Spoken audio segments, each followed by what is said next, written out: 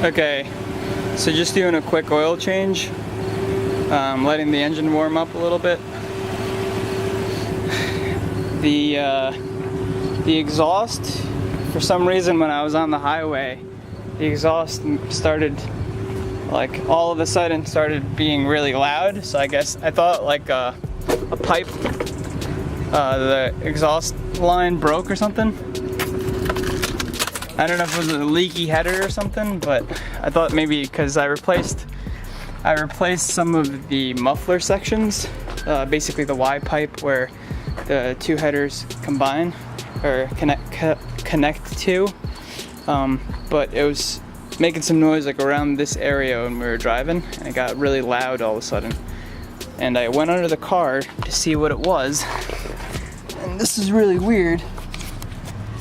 Let me turn the flashlight on here.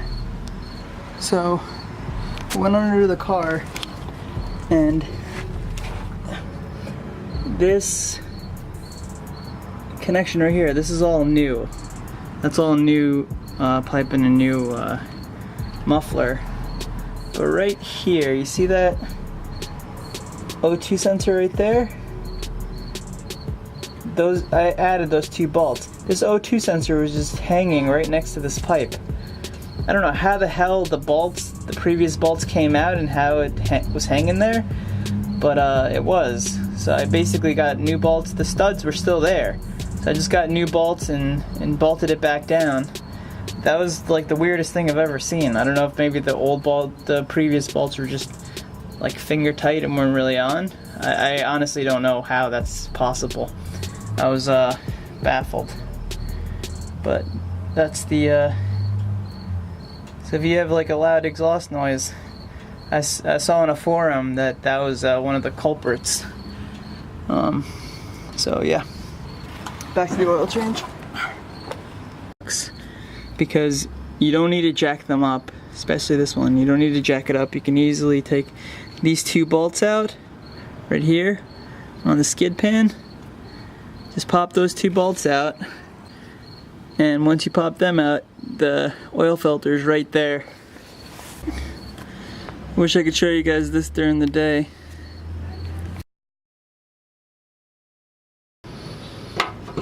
Okay, so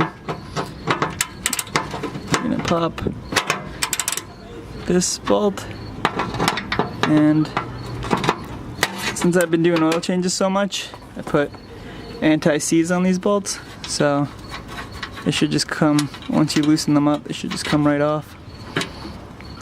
And you don't need to undo both bolts, you can just undo one and just loosen the other until you can swing it.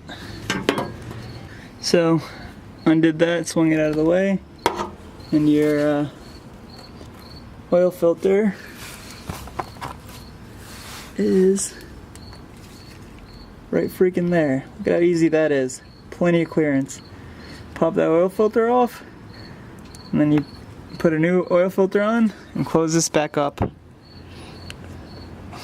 Okay, so you're basically gonna, from where the oil filter is, you're gonna go back and keep going until you see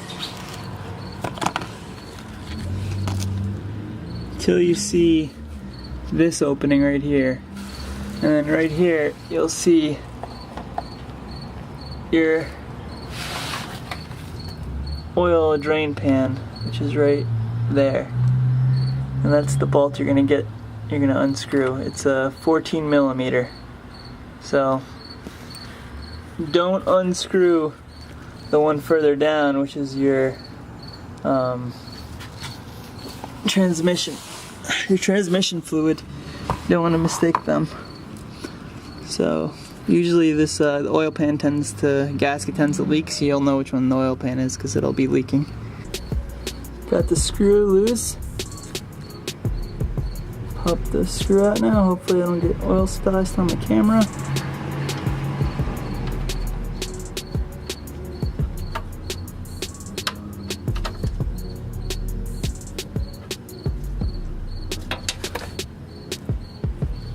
Alright, not bad. So that's the oil draining out now. Gotta keep an eye on it because it's a lot of oil this engine takes. And I want to make sure I don't overfill this pan. I don't think I will, but anyway, this is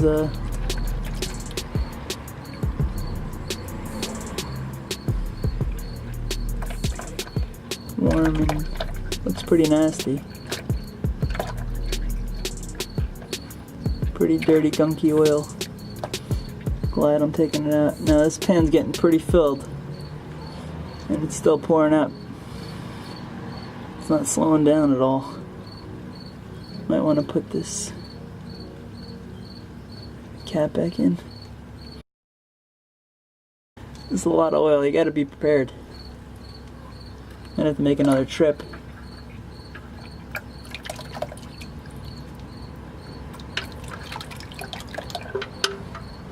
Yeah. I'm gonna have to make another trip because this is crazy. Can't believe how much oil's in there. I mean, actually, there's no more way for me to put this oil either, so it's gonna have to let it just drain out. I mean, I don't think there shouldn't be too much more left. Yeah, I think this is it. Trickling off now. That was close. Holy shit, that's like, yeah. So your average oil pan is not going to do for this car. I mean, it'll do, but strongly recommend you get a larger pan than your typical 5-gallon or whatever it is. So my hand's covered in oil, but I'll try to show you with my other hand here.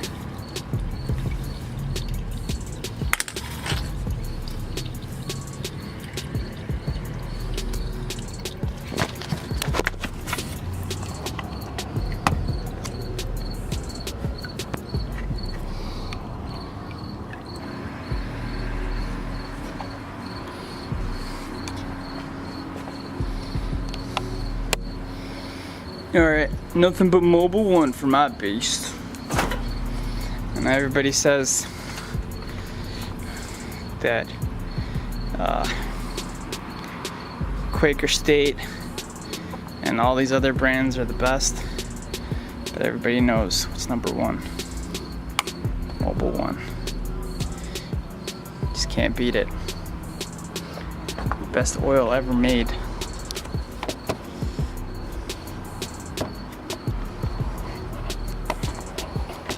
Liquid gold. It's like the best oil I've ever used in my life. Yeah, no, I'm just kidding. It doesn't matter what kind of oil you use. It's pretty sure they're all by the same manufacturer. They just artificial competition. It's all horse shit.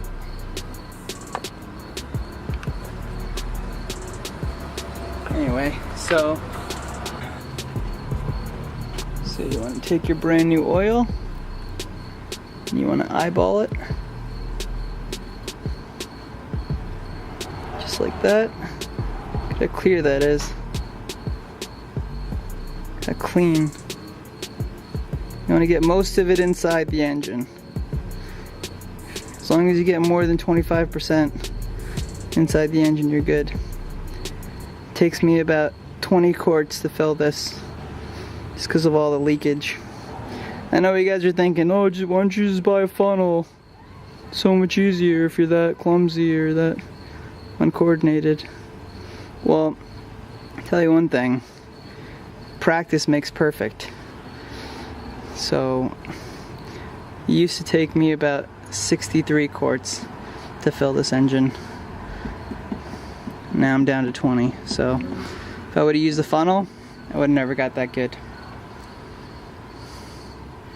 Alright, some people like to let the bottle sit there for about 3.5 hours to get the every last drop. I unfortunately have a life and don't want to waste 12 hours waiting for the last 2 drops of oil to go in. So I'm going to go ahead and cap that and move on to the next thing. Now, this level indicator on the side of the oil, it's pretty accurate, but you have to make sure it's on level ground. I usually just eyeball it in the air and just pour in. So I'm usually off by like 3.5 quarts, but that's the kind of accuracy you're dealing with when you're free balling it like that. Alright, so that sounded just like the 7 quarts that it needs. You want to pull out your dipstick now. I mean, ideally you have to run the engine a little bit and then pull the dipstick out, because you got to get the oil running through everything. It's not just going to immediately go to, I mean, it does go to the pan, but you know what I mean. It's just the right thing to do. And because it's so clean, it's hard to tell. Okay, so I can just add a little bit more oil to that. That should be good.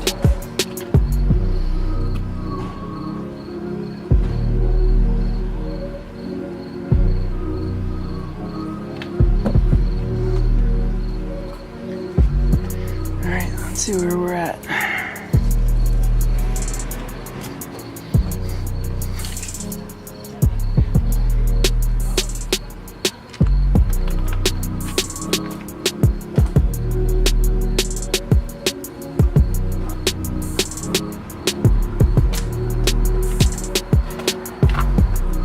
I want to show you guys a lot on this car. We drove all the way to South Carolina and back with no problems, knock on wood. And we also went upstate apple picking, which is another like 300-400 miles, no problems. So, we want to talk about reliability. Might have overfilled her slightly. Go ahead and start her up real quick and see how what's up.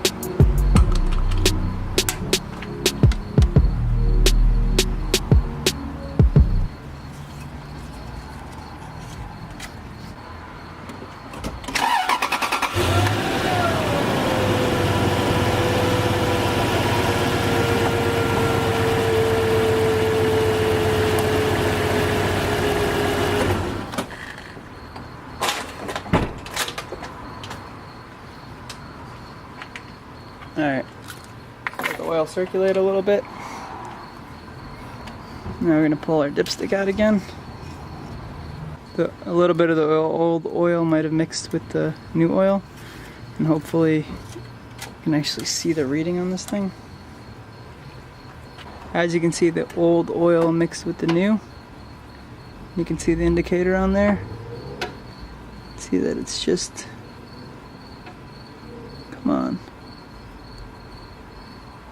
Anyway, you can see it's just a little shy. See it better when you first pull it out. It starts to wander towards the end. After that, so it's almost full. Just gonna pour a little bit more in. It should be good.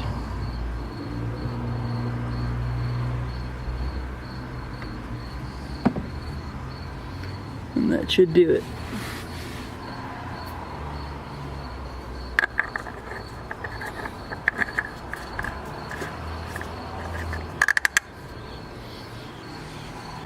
That looks good to me. Yep, so perfect there. So, that's it. Still have some oil left here, so we'll keep that for next time. So it's really simple as that. So like I said, I didn't mention that we've moved to a different location. So now I have my own little garage. The car looks so nice. I mean, this is a 1998 and it's still like a awesome looking car. Anyway, so I have my own little garage here. It's not huge. I can barely fucking see it. So it's not huge, it's kind of dingy actually, but I'm going to clean it up. I can fit my car in here pretty easily. So I'll be working in here, get some lighting going in here, and I'll be able to do some work on the car. So yeah, that's it, guys, for now. I'm probably gonna have to tighten that exhaust or redo that O2 sensor, because it still makes a little bit of noise. I can't hear it while I'm driving, but you can hear it now while it's idling. So we'll do that. And I got some other things that I want to do with this car, so we're gonna make some more videos, like this A8C system I want to take out because it's not connected anymore, and all the globes and valves on all the corners. That's just dead weight, so I want to take those off. And if any of you guys have any suggestions of things to do on it, let me know.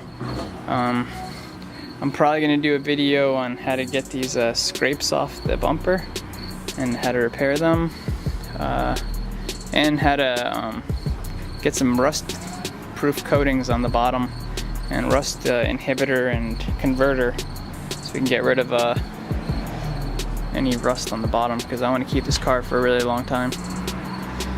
So anyway, hope you enjoyed the video. Apologize for not posting more recently, but we've been moving and going through a lot, so I'm going to try to take some videos tomorrow. We're going to be going up to Albany, and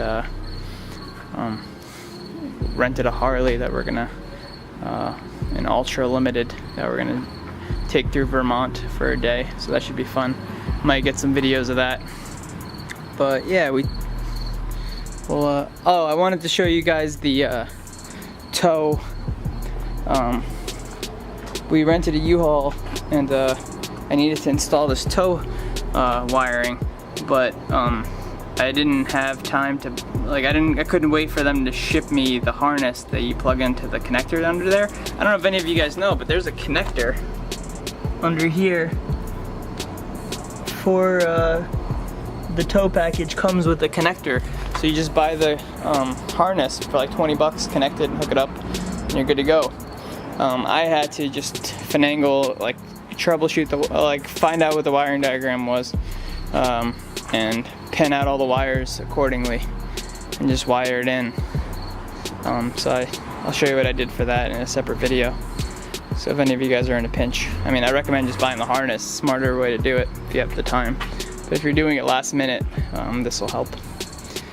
Alright, anyway, thanks for watching, and please subscribe.